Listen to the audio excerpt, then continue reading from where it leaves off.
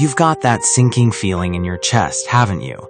That tiny voice in the back of your head is whispering that something isn't right. She's acting different. She's guarded. She's looking at you, but she's not really seeing you. You want to believe her lies. You want to believe you're just being paranoid, but your gut never lies. The problem is, if you confront her now without a single shred of hard evidence, she will gaslight you into oblivion. She will call you crazy, she'll call you insecure, and she will move her affair even deeper underground where you'll never find it. You need the truth, but you need to be smart. You need to be a ghost. Today, I am going to teach you the art of the silent observation. I'm going to show you exactly how to catch a cheater red-handed without them ever seeing you coming. We aren't just looking for clues. We are building an airtight case so that when the truth comes out, there is no escape. If you don't follow these steps, you'll spend the next 5 years being played for a fool. The biggest mistake men make is showing their cards too early. If you want to catch a cheater, you have to stop being her husband for a moment and start being a shadow that she doesn't even know is watching. Men, this channel is now a brotherhood. I set a goal to unite 3,000 real men before this month ends. If you're rocking with the truth and you want more men to wake up, hit subscribe, like this video, and turn on your notification. Make your support and voice count in the comment section. We have to talk about why most men fail when they try to find the truth. Most men get emotional. They see a weird text, they get a feeling, and they immediately start a fight. They yell, "Who is this guy?" and "Where were you last night?"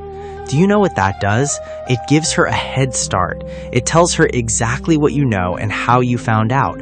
It's like a cop telling a criminal where the undercover cameras are. If you want the truth, you have to be calm. You have to be cold. You have to play the part of the happy, oblivious husband while your eyes are wide open. This is a game of chess, and she thinks she's playing against a man who doesn't even know it's his turn. The first rule of catching a cheater is change nothing. If you usually come home at 6 p.m., keep coming home at 6 p.m. If you usually ask her about her day, keep asking. If you stop being affectionate or start acting angry, she's going to know something is up. She will scrub her phone, change her passwords, and tell her friend to go quiet for a while. You have to keep the environment exactly the same so she stays comfortable. A comfortable cheater is a sloppy cheater. Think about a man we will call Robert. Robert was a good man, a family man. He noticed his wife, Sarah, was suddenly working late 3 times a week. Robert's heart was breaking, but he couldn't prove anything. He made the classic loser mistake. He started snooping through her phone while she was in the shower. He wasn't careful. He left the app switcher open, or maybe he just looked nervous when she walked back in. Sarah felt the shift. She realized Robert was suspicious. Instead of stopping the affair, Sarah just got better at hiding it. She got a second work phone that she kept in her car. She started using encrypted apps that deleted messages automatically. She even started picking fights with Robert to make him look like the bad guy so she had an excuse to leave the house. Robert spent months chasing ghosts. He was the loser because he showed his hand before he had the ace. He tipped her off, and because of that, he stayed in a lying marriage for another year, losing his sanity and his self-respect, all because he couldn't keep his mouth shut and his face neutral. You cannot win if you are predictable. You have to learn to watch the digital trail without being obvious. Most cheaters think they are tech geniuses, but they always leave a footprint. It's in the battery usage on the phone, which apps are draining the most power. It's in the frequently visited locations in the Maps app. It's in the cloud backup that they forgot was linked to the family iPad. But you don't go looking for these things once and then explode. You gather, you document, you take screenshots with your own phone. Never send them to yourself, just keep them in a hidden folder. You are building a folder of facts. Men, this channel is now a brotherhood. I set a goal to unite 3,000 real men before this month ends. If you're rocking with the truth and you want more men to wake up, hit subscribe, like this video, and turn on your notification. Make your support and voice count in the comment section. Let's look at the winner's approach. We'll call him Mike. Mike noticed his wife started wearing nicer underwear to grocery shop. He felt the fire in his gut, but Mike was a man of discipline. He didn't say a word. He didn't change his tone. He actually became nicer. He told her, "Honey, you've been working so hard. Why don't you take Saturday afternoon to yourself? Go get a massage or see your friends." He gave her the rope. He created a safe space for her to be a cheater. While she thought she was out getting a massage, Mike didn't follow her in his own car. That's how you get caught. He used an old school method. He had a friend she didn't know sit near the place she said she'd be. Or he used a simple GPS tracker hidden in a spot she'd never look. Mike didn't confront her that night. He didn't confront her the next day.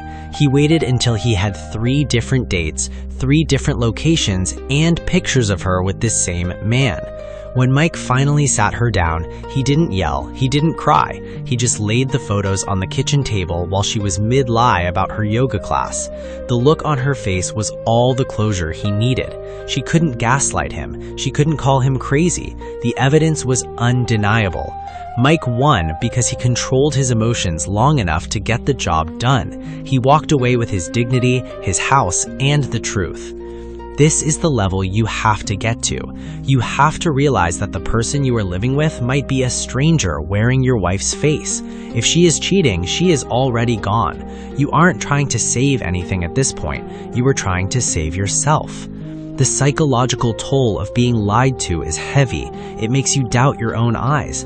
That's why the proof is for you as much as it is for her. You need to know you aren't crazy. You need to see the truth in black and white so that when she tries to cry and pull you back in, you can look at your folder and remember the reality. Cheaters always follow a pattern. They have a favorite time to talk to the other person, usually right after they leave for work or right before they come home. They have a favorite place to meet. They have a story they always use. Your job is to find the pattern. Once you see the pattern, you can predict the move. And once you can predict the move, catching them is as easy as waiting at the finish line. Don't be afraid of what you might find. Be afraid of living a lie for the rest of your life. The truth might hurt for a season, but a lie will kill you forever. Brothers, we are diving deep now. You've gathered the early data, you've kept your cool, and you've resisted the urge to blow up. This is where most men fail. They get a little bit of proof and they run to her with it. They show her a text and she says, "Oh, that's just a joke from a coworker." They show her a weird credit card charge and she says, "I was buying a gift for your mother." Because you don't have the whole truth, she can still wiggle out of it. We aren't here for excuses. We are here for the end game. To catch a cheater red-handed, you have to understand the psychology of the secret. A cheater lives in a state of constant high alert until they think they've won. Once they think you are truly blind, they start to leave the door unlocked. They start taking phone calls in the next room instead of the car. They start leaving their phone face up on the table. This false security is exactly where we strike. Men, this channel is now a brotherhood. I set a goal to unite 3,000 real men before this month ends. If you're rocking with the truth and you want more men to wake up, hit subscribe, like this video, and turn on your notification. Make your support and voice count in the comment section. Let's talk about digital surveillance without being a creep. You don't need to be a hacker, you just need to be observant. If you have a shared phone plan, look at the data logs. You aren't looking for the content of the texts, you are looking for the frequency. If there is a number she's texting 50 times a day and that number isn't yours or her mom's, you have your target. If those texts are happening at 11 p.m. when she says she's reading in bed, you have your timeline. Another major slip-up for cheaters is vehicle history.